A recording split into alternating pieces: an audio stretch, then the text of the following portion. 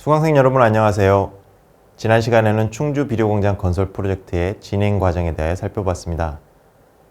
이번 시간과 다음 시간에는 FOA ICA 자금으로 진행된 중소기업 공장 건설 프로젝트를 검토해 보겠습니다. 먼저 이번 시간에는 프로젝트의 성격과 배분 절차에 대해 알아보겠습니다. 미국 원조 당국은 한국에 경제 부흥 원조를 제공하면서 충주 비료공장과 같은 대규모 프로젝트도 계획하였지만 그보다는 규모가 작은 제조공장 건설의 필요성도 인식하고 있었습니다. 그런데 전쟁 직후인 1954 회계연도에는 웅크라가 이 분야를 주로 담당하기로 하고 FOA는 일부 사업만 맡았습니다. FOA의 이 분야 지원액은 100만 달러도 되지 않았습니다. 1955 회계연도부터는 FOA ICA도 본격적으로 중소기업 공장 건설 지원에 뛰어들었습니다. 1955 회계연도에는 1000만 달러, 1956 회계연도에는 400만 달러, 1957 회계연도에는 1500만 달러, 1958 회계연도에는 500만 달러에 이르는 큰 금액이 중소기업의 전쟁 피해로부터의 복구, 기존 시설 확충, 그리고 신규 공장 건설에 필요한 설비의 도입을 지원하는 데 사용되었습니다. 이 원조를 당시에는 중소기업 자금 또는 중소공업 자금이라고 불렀습니다. 중소기업 자금의 인기는 대단해서 예를 들어 1957 회계연도 자금의 경우 화면에 보시는 것처럼 경쟁률이 12대 1에 이르기도 했습니다. 그런데 중소기업의 설비 구입을 지원하는 자금은 비프로젝트 원조에도 있었습니다. 바로 산업기계를 살 수 있는 자금이었습니다.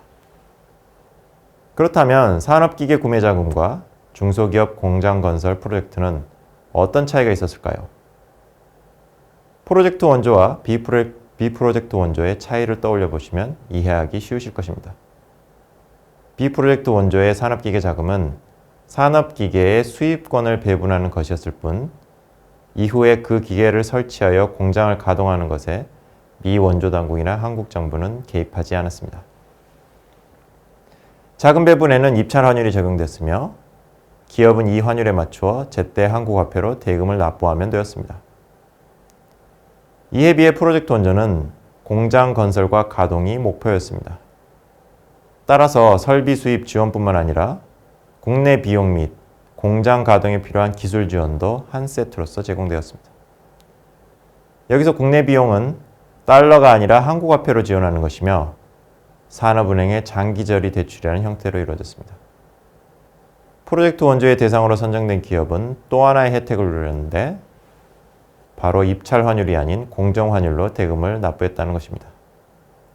이처럼 상당한 혜택이 있었기에 기업들의 관심이 대단했던 것입니다.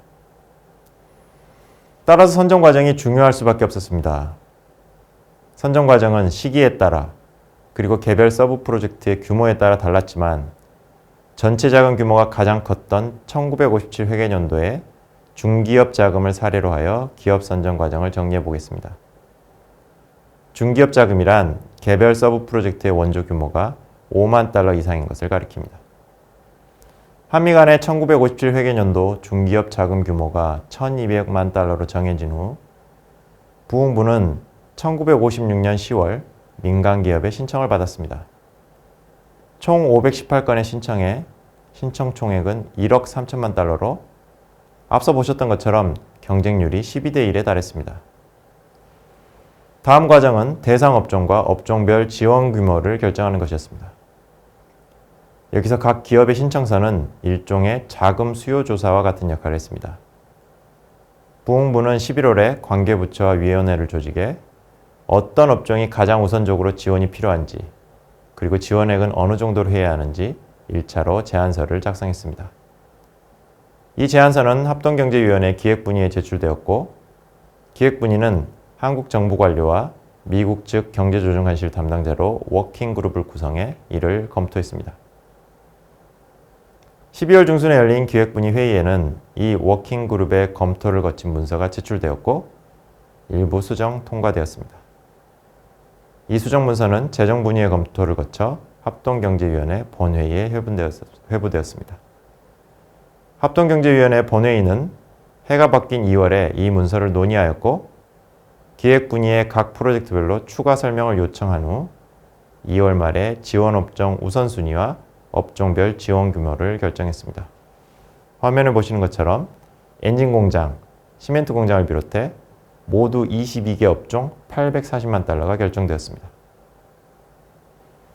다음 과정은 수혜기업 선정이었습니다. 기획분야의 워킹그룹은 현장 조사를 포함해 한국 정부가 추천한 기업의 현황을 조사하고 수혜기업으로 적합한지를 검토했습니다. 4월 중순에 기획분야에서는 일단 8개 업종의 9개 기업을 후보로 정했습니다. 엔진 공장은 2개 기업이 후보로 선정되었습니다. 4월 말 합경의 본회의는 기획분야의 제안을 그대로 통과시켰습니다. 이후에도 5월에 7개 기업, 6월에 7개 기업이 정해졌습니다. 그런데 합경의 본회의에서 수혜기업이 정해졌다고 바로 그 기업이 자금을 지원받은 것은 아니었습니다. 사실 시작에 불과했습니다. 합경의 워킹그룹은 구체적인 공장 건설 지원 계획을 수혜기업과 협의하여 작성했는데 그 작업에 많은 시간이 걸렸습니다. 어떤 기계와 물품을 구매할지, 그리고 작업 스케줄은 어떻게 할지를 정해야 했기 때문입니다. 프로젝트 원조의 경우 ICA의 워싱턴 본부에 제출하는 구체적인 프로젝트 제안서를 PPA라고 불렀습니다. 1957 회계연도 중기업 자금의 최초의 PPA는 농기구 공장 건설에 관한 것이었는데 이것이 작성 완료된 것은 1957년 11월 말이었습니다. 수혜기업이 선정된 것이 6월이었으니 PPA 작성에 5개월이 걸린 것이었습니다.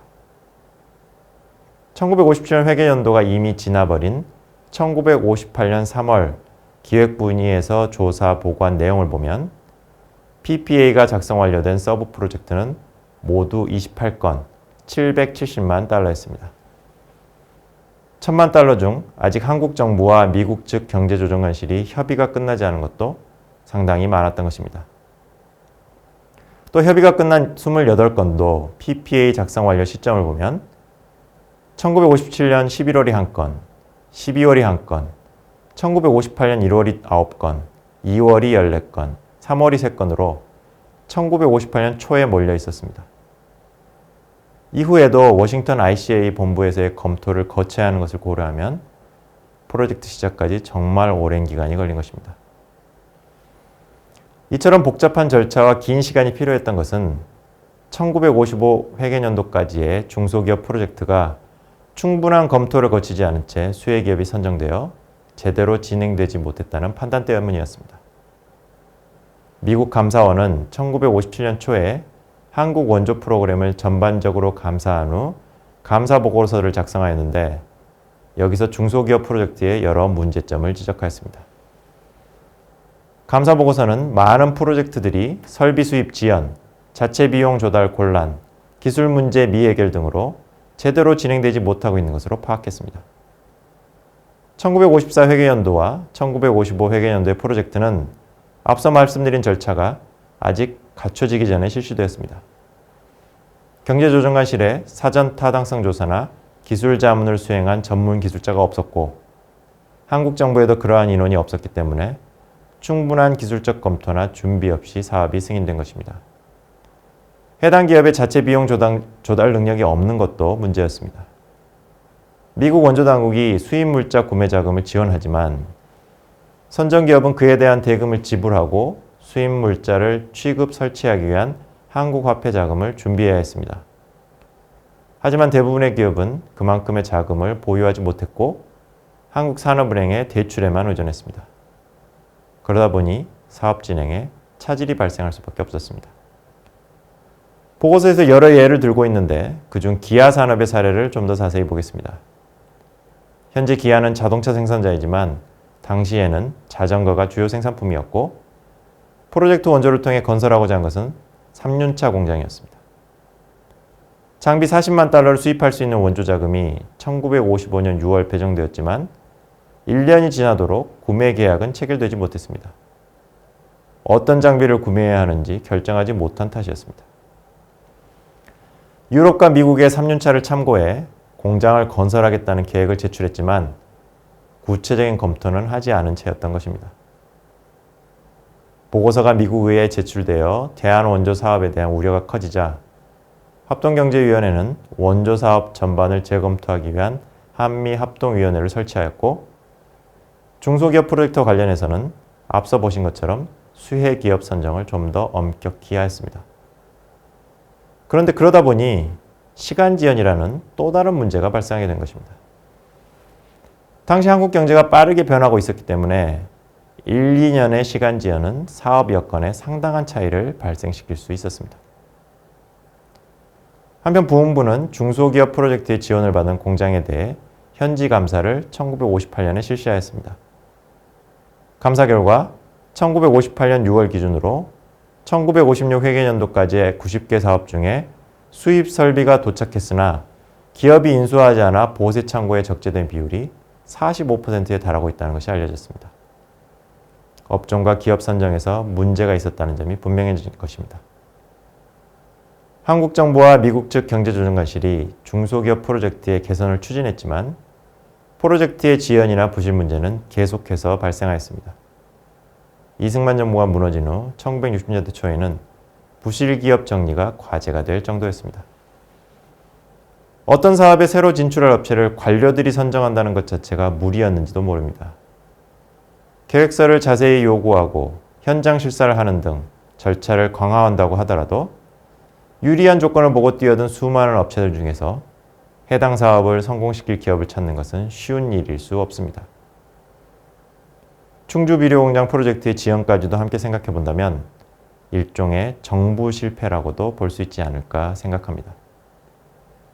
배분기업 결정에서 정부의 개입 여지가 작은 비프로젝트 원조에 비해 정부가 중요한 의사결정을 할 수밖에 없는 것이 프로젝트 원조의 특성이었습니다.